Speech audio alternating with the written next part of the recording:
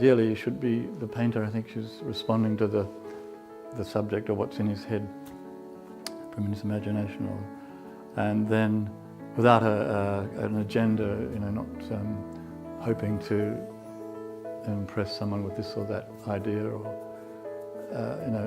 not looking for special effects, just being in the moment, as they say. So you're responding to the landscape or whatever the subject might be.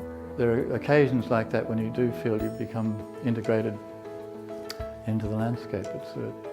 And then it all becomes automatic. So you've got to always be prepared for the occasion when it's going to present itself. Some painters are not inhibited by being in a public space and working. They're a bit oblivious to the passers-by, but it's observation. I think it's 90% of that is allowing the subject to exist. So it's letting it in rather than capturing it.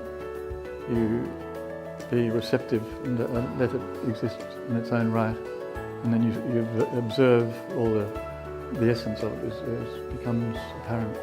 And my father just gave me the opportunity, and I went painting with him, and when I'd use the materials in the studio, he would say, help yourself to them.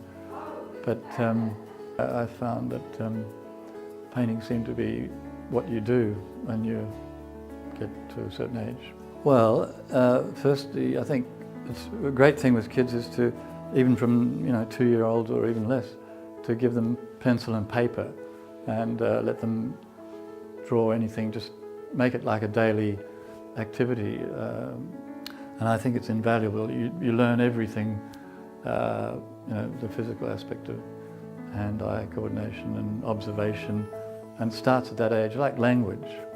So I think just giving the materials to the child at any age. Aspiring to be a world-renowned artist, I think you could have that at the back of your mind, but you've got to be driven by, it's got to be a compulsion. So that in itself, I don't think is enough. That ambition to be world-renowned is one aspect of it, but you've got to produce the goods to make it worthwhile. So in other words, it's got to be such a compelling driving force that you'd be unhappy if you don't try.